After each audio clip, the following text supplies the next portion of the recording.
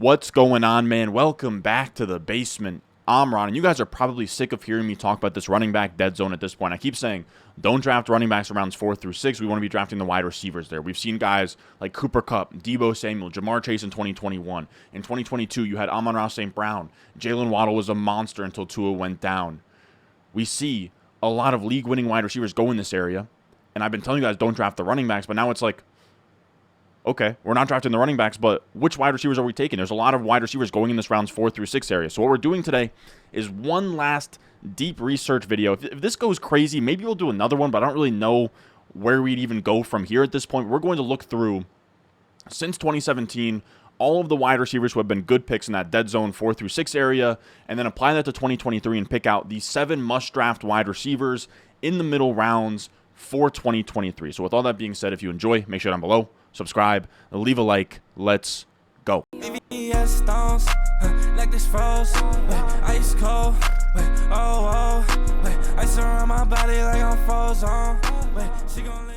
Now again, we've covered this a bunch, but for anybody that's new to the channel, we do have a lot of new people pulling up to the channel. By the way, this is The Basement. I am Ron. We do talk about fantasy football on this channel. I appreciate all the new people that are coming around checking out these videos, but the running back dead zone is a spot in rounds 4 through 6 where you want to be prioritizing wide receivers over running backs. If we look at win rates since 2017, so this is best ball data. Of course, best ball, managed leagues, two different things, but we can still extract the macro principles and apply them to our home leagues, right? It's of course not apples to apples, but we can sort of apply the macro stuff to our home leagues, because when you sort of extract ESPN home league data and all that, it's tough because you don't have paid leagues. You have a bunch of I remember being a kid and like me and my buddies would make like an 8-man league on ESPN or like a 12-man league, and we'd get bored because there's no money on the line by like week 6, and it would just be a shit show. There's a lot of noise in that data for home leagues, but best ball, 18 plus, 21 plus, money on the line. The ADP is much sharper. The drafts actually are meaningful in there.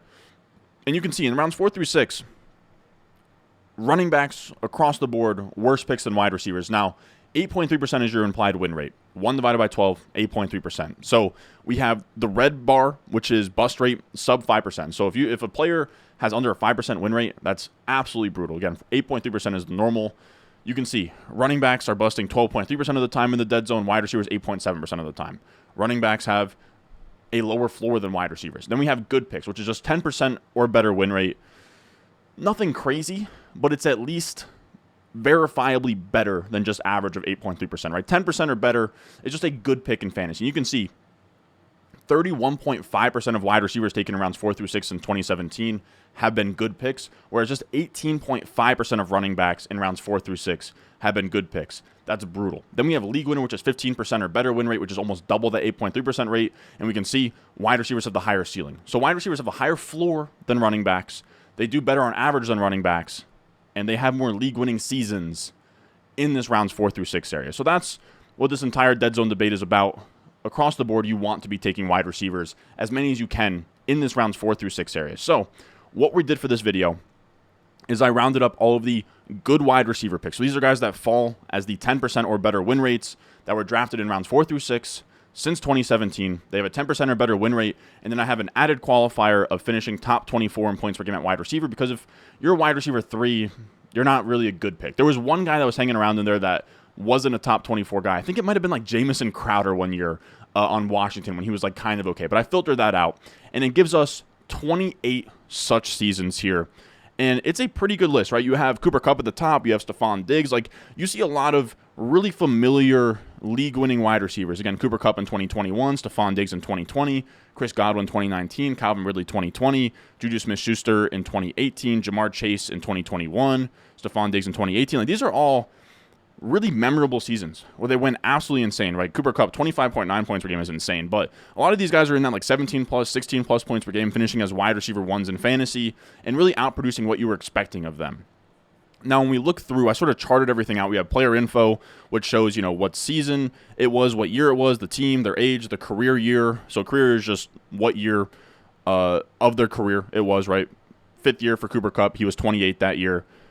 And then you have games played, their ADP in that year, their win rate that year, their PPR points per game. Then you have volume, which is opportunities per game, which is going to be your rushes plus your targets. Then you're going to have efficiency, which is your previous 2-year yards per out run high. So in the previous 2 years, what was your best yards per out run number? Then we have team environment, team pass attempts per game, offensive points for. Then I also charted ADP among teams' wide receivers and tight ends, right? And it didn't really matter if your guy was the first option on his team or the second option, right? We even see Cooper Kupp at the top was the wide receiver 2 on his offense behind Robert Woods in ADP. Although it was really, really close, he was going behind Robert Woods. Godwin was going behind Mike Evans. Calvin Ridley was going behind Julio Jones. Juju Smith-Schuster was going behind Antonio Brown. Jamar Chase was going behind T. Higgins. So it's pretty crazy how many of these guys were actually drafted as the wide receiver 2s, as I'm kind of just going down the list of the highest point per game seasons. Now, the last one we have here is reception perception.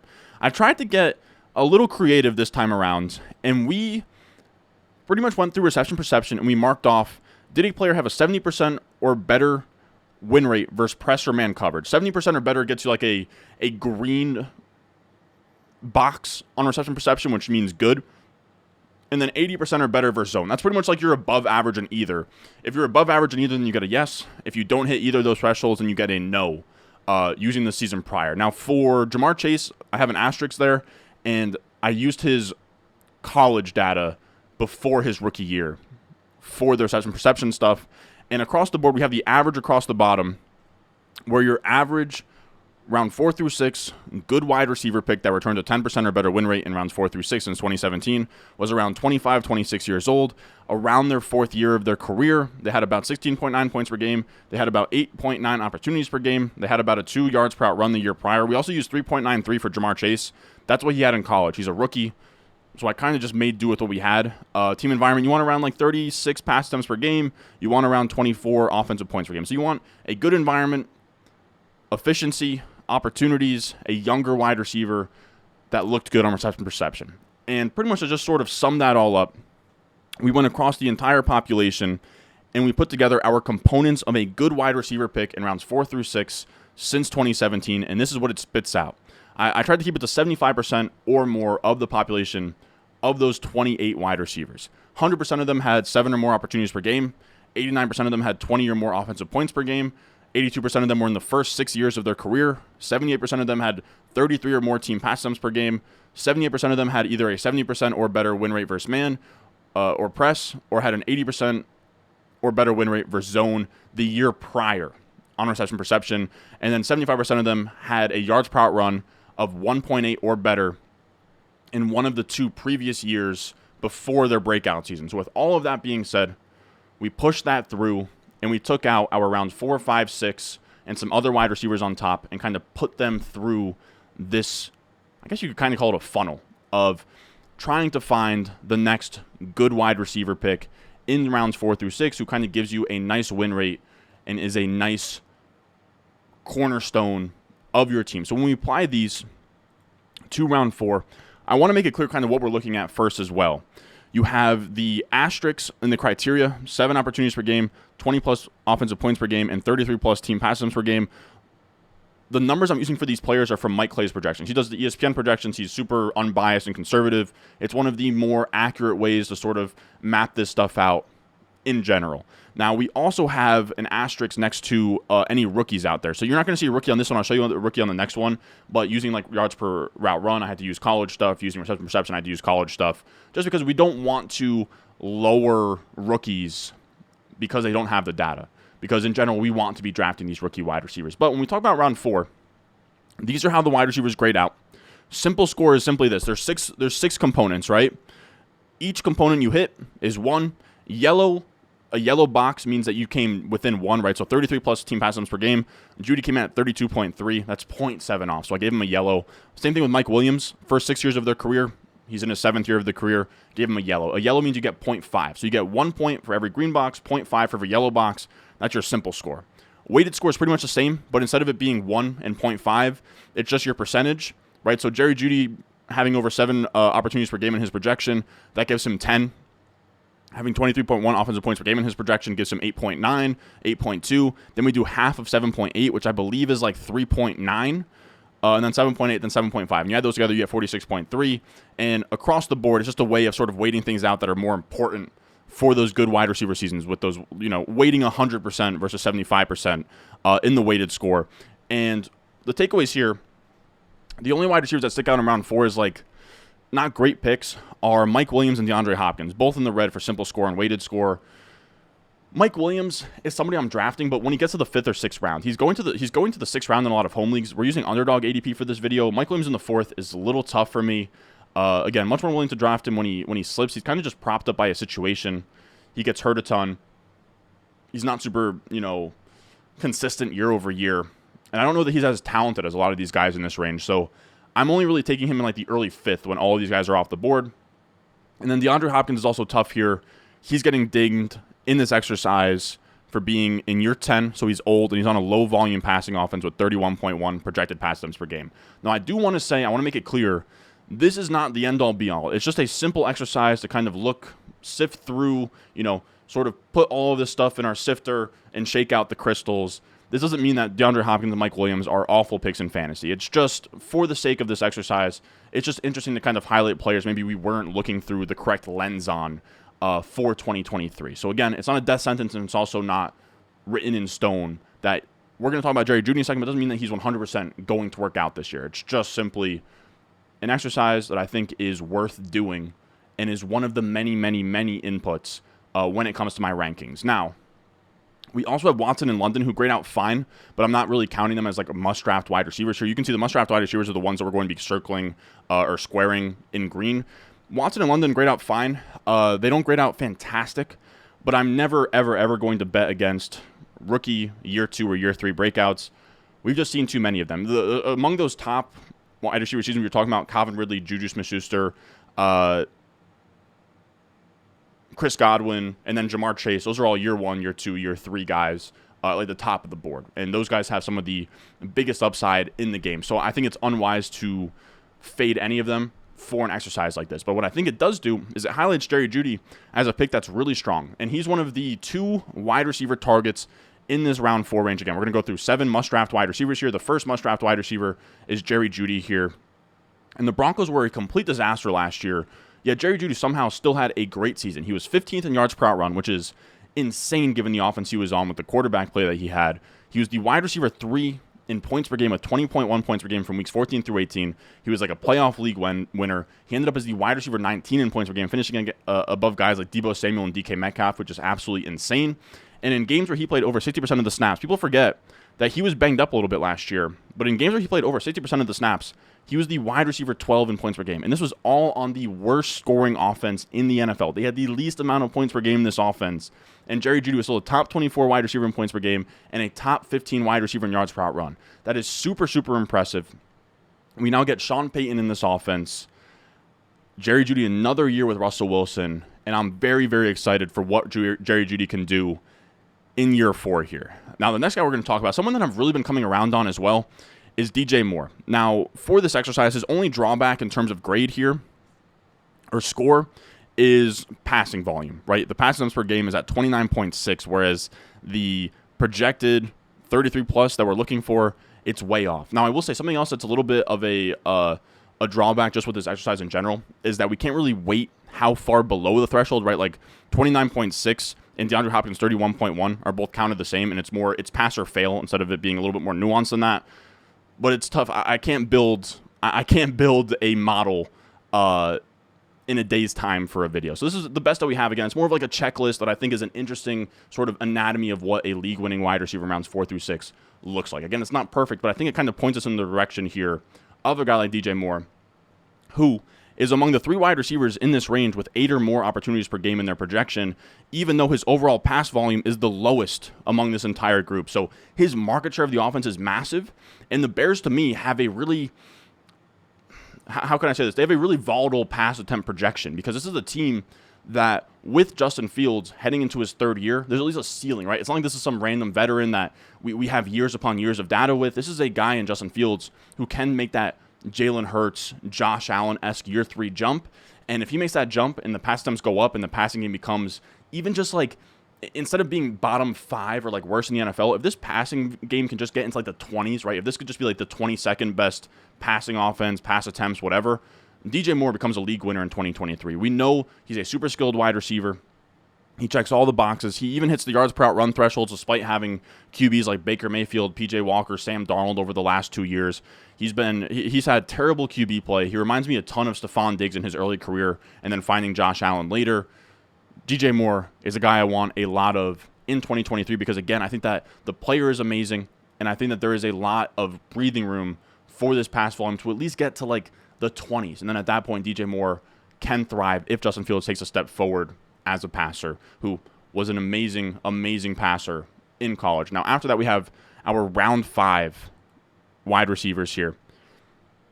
And the takeaways here, the only really shaky pick in round 5 to me is Chris Godwin. He's an older wide receiver in his 7th year. Projects to be an awful offense at 18.7 points per game for Mike Clay.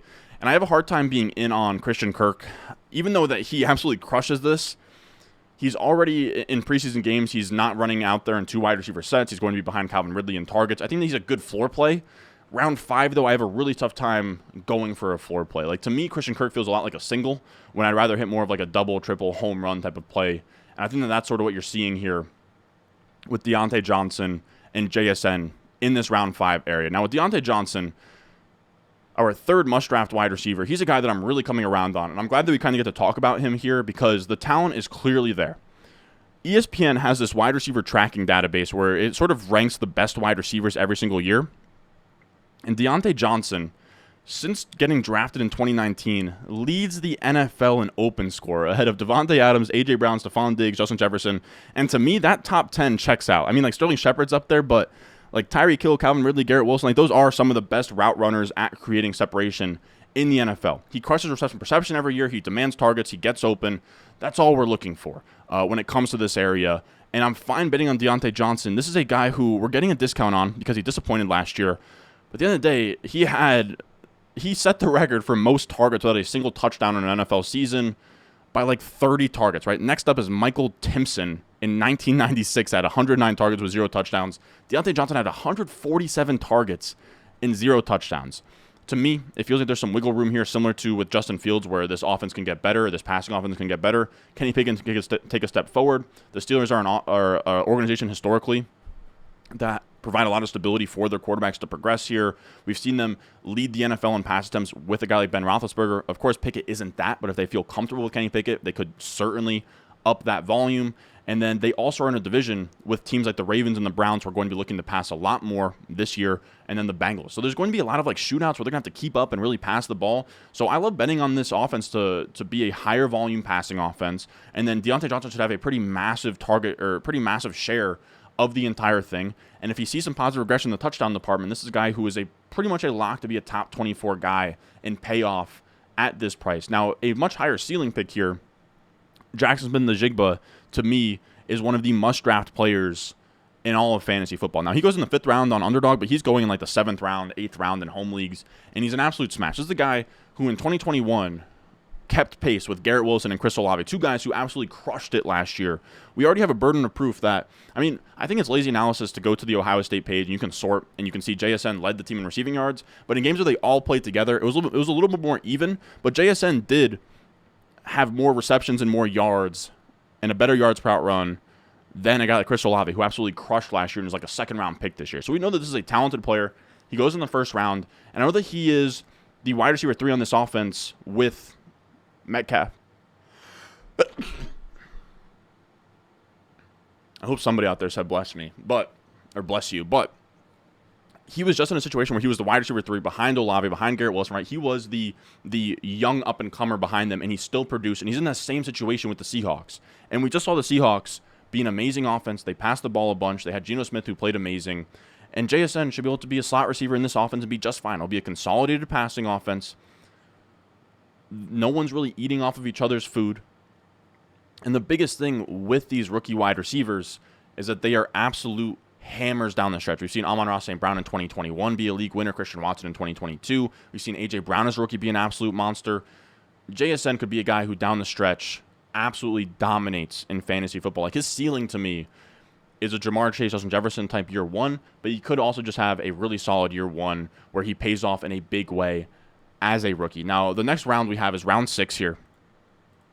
And when we look at this range, the guys that are sort of tough are Evans and Brown. Now, Mike Evans and Marquise Brown, to me, aren't like must fades, but they're tough to bet on, right? These are guys that have quarterbacks like Colt McCoy, Kyle Trask, Baker Mayfield. It's just really tough to see a world where they both pay off in a big way. So I'm sort of just good on betting on those guys. I'll also say Pickens is fine. Again, I'm not going to tell you guys ever to not bet on a year two breakout. But Pickens is rough. 1.38 yards per out run. Like if we look at all of the hits from the thing that we did earlier, did anybody have a 1.38? Yeah. So not a single wide receiver that was drafted in rounds 4 through 6 since 2017 has been a good pick in rounds 4 through 6, having a 1.38 yards per out run. Like the lowest yards per out run on this list, I believe, is Devontae Adams with a 1.58. So obviously, it's not to say that he can't do it, but it's a really tough sign when your yards per out run is that low. He's in the same offense where he's being used as a vertical threat and just kind of being a decoy down the field. I don't love Pickens, but again, being a year two breakout candidate, he's not somebody that you can just completely write off. He's someone I'm still mixing in anyways, but he's not like this massive priority for me. And then Gabe Davis to me is a pretty clear fade. He goes into round 6 on underdog, but he's more of like a round 7, round 8 pick everywhere else. But even there, round 8, stacking the Josh Allen, fine, but he's a tough guy to make a bet on because the ceiling is a little bit shaky there. He's never been that great in yards per out run. He didn't really show up in reception perception.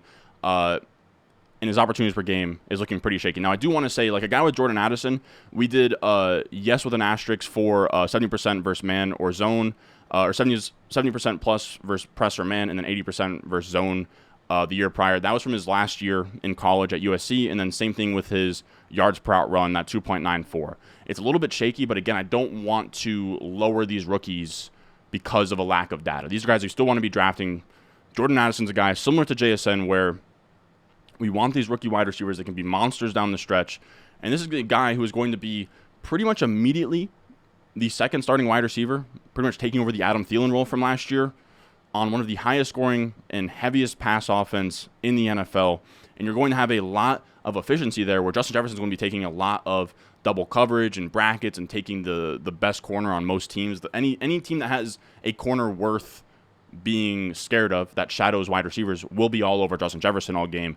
And you'll have Jordan Addison running free all over the place in a really good offensive scheme with Kevin O'Connell and Kirk Cousins throwing the ball. And he reminds me a lot of kind of Chris Olave last year where, I mean, he's Chris Olave last year, but in a way better situation. But Chris Olave is a guy who came in as someone that's like sort of seen as like a high floor player, low ceiling, but just a fantastic route runner and kind of has one of those trump cards that we want from a rookie wide receiver. From day one, Jordan Addison's going to be able to get open early and often, which is really important. This is a good tweet from Hayden Winks here, where you can see his yards per out run versus man coverage, 3, 3.9, 4.4. Anything over like a 2 yards per out run is solid. 4.4 yards per out run versus man coverage is absolutely ridiculous. Those secondary corners are not going to be able to keep up with Jordan Addison. He goes 6th round on underdog, but he's an absolute steal everywhere else. You can get him like the 7th, 8th round in a lot of home league settings. Now, we also have Tyler Lockett here, who is an old, boring pick, not quite the high upside pick of JSN. And by the way, you can like both Lockett and JSN. You don't have to draft them on the same team. And they don't really, like, you don't have to have one without the other. I like drafting Lockett as well. Lockett has done nothing but finish as a top 24 wide receiver every single year since 2018. That is each of the last 5 years, different quarterbacks, different schemes. The Seahawks were a top 10 scoring offense last year in their first year with Geno Smith. Now they get Geno Smith in the second year of this offense. They added JSN. They should pass more. They should score more. They should have longer drives, more efficiency. And Lockett's never been a guy that needs to lead the NFL in targets to have a good season. This is a guy who was 26th in target share last year, which was his lowest mark since 2018. And he was fine.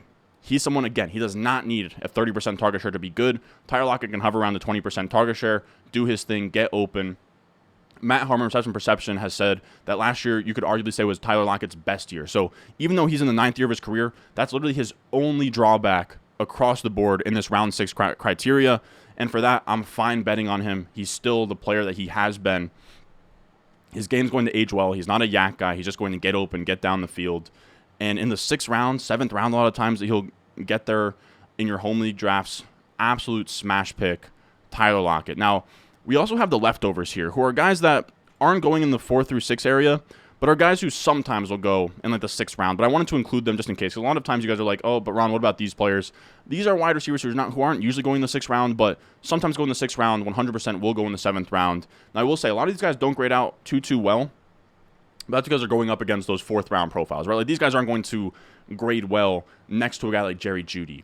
But again, it's not wise to bet against wide receivers in their first 3 years. So Dotson, Quentin Johnston, Zay Flowers, Elijah Moore, even though they graded out poorly in this, all absolutely fine picks for me. Brandon Cooks is the one that's tough. Even though he grades out decently well, I just struggle to see the upside there. I think CeeDee Lamb is the clear one. I don't know what has to happen for Brandon Cooks to be like a clear smash this year. And the 10th year of his career as well, where we don't see a lot of breakouts in this area. Like, the only guys who are super old that had monstrous years in this entire study, I want to say it's like Julian Edelman. Yeah, so like 10th year or later is Julian Edelman and Larry Fitzgerald. I'm not sure that Brandon Cooks is quite that talented like those two guys, where Julian Edelman was more like the slot role with Tom Brady, and then Larry Fitzgerald is just an all-time wide receiver. So Brandon Cooks, for me, it's tough for me to see the upside for him to like absolutely smash and be one of these like really good picks in rounds 4 through 6. But the guy who sticks out to me a ton here, that I'm really happy that I get to talk about him because I haven't been able to talk about him, but it's Michael Pittman. Michael Pittman is one of these picks that, you know, he graded out okay here. But this is a guy that I've really been coming around on. He goes in the 7th round in a lot of places. And anytime that he's there in the 7th round, to me, Michael Pittman is an auto draft there. He was an early 3rd rounder last year with Matt Ryan as his quarterback. And now we're getting this huge post-hype discount where he was like a top 12 wide receiver in ADP. He finishes as the wide receiver 21 in points per game, which isn't even that awful. And now he can be had outside of the top 30 wide receivers in ADP because I guess he has Anthony Richardson, which Anthony Richardson is not going to throw the ball a ton, and he's not going to be an amazing passer. But Michael Pittman has found success the last 2 years with Matt Ryan, Carson Wentz. Even last year, he had Matt Ryan, but he also had like Sam Ehlinger. It was an absolute brutal, like Nick Foles was even in there for sometimes. He was still a top 24 wide receiver with 99 catches last year, almost a 100-catch season, and nobody really talks about it. And now you also have the upside of like today, this Jonathan Taylor trade news, or this is going to come out tomorrow, but yesterday, Jonathan Taylor, the trade news. If Jonathan Taylor gets traded, it's going to force the Colts to pass even more. And then Michael Pittman becomes like the focal point of this offense. This is a player who is a verifiably good player. He still hits the yards per out run threshold despite having awful QBs. He hits the reception thresholds. He hits the offensive points per game, the opportunities threshold. He still has an 8.1 opportunities per game here, the highest opportunities per game across the board in this round, despite having one of the lowest. He has the lowest pass attempts per game in this round, despite having the most opportunities. So he's a guy like DJ Moore, where he has a massive share of a low-volume pass offense. But if this pass offense passes more than we think, right, where Jonathan Taylor gets traded, or they're better at passing than we think, where Anthony Richardson can actually be a capable quarterback, or even just it's a really low bar for him to be just as good as like Nick Foles, Sam Ehlinger, and Matt Ryan last year. So I'm all over him, surprisingly. This is a guy who was the wide receiver 21 in points per game last year, despite having just 4 touchdowns. He was 17th in the NFL with a 25.7% target share. He commands targets. He absolutely crushed reception perception here, where he was in the 79th percentile versus man, 82nd percentile versus zone, 95th percentile versus press. That is elite stuff. He gets open everywhere. He gets open against every coverage. This is a guy that I wasn't high on coming out of school or after his first year, but he has completely turned things around, and he's a guy that I think is one of the clearer absolute smashes in this round 4 through 6 area. Now, that is going to do it for us today. I think guys like Michael Pittman and Diontae Johnson, some of these guys that we talked about today, I need to go into the rankings, move some things around. I think we'll inch some of these guys up. So make sure you be on the lookout. If you have a home league coming up, make sure you check out the rankings, patreon.com/Ron Stewart. I have my top 200 cheat sheet with checklist, my ideal rounds for every single player. It's all tiered. The top 200 players for half PPR and PPR leagues. It's an amazing thing. It's what I'm bringing into every single home league I have this year, every single high stakes league, every single subscriber league draft. It's coming with me. We're going to make a couple of critiques. I think that this video did open my eyes a little bit. Again, this is not the end-all, be-all. Anybody that graded out poorly here doesn't mean that they can't do well. And anybody that graded out amazing doesn't mean that they're 100% going to do well. But I think it's a good exercise just to look through the lens of kind of what has worked in the past and sort of see who fits the mold of what we're looking for. So I do really appreciate all of you guys watching. Again, patreon.com/Ron Stewart. I have a link in the description, a link down below. On top of the rankings, you get my weekly rankings, so you can figure out, what running back should I start in a given week. You get my start-sit streams every Sunday that are exclusive just to the Patreon. You get my in-season, rest-of-season rankings that you can kind of look off for trades. You get access to subscriber leagues. And you also get my weekly waiver wire article, where I go over who I'm adding on waivers and how much fab to bid on those guys. So a ton of value there. But if not, and you can't support there, big support. can be had by just liking the video, subscribing, leaving a comment. I do appreciate you guys a ton. Thank you for watching, and I will see you guys in the next one.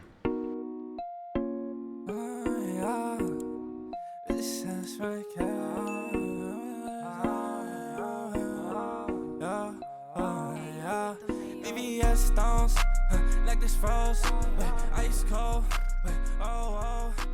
ice around my body like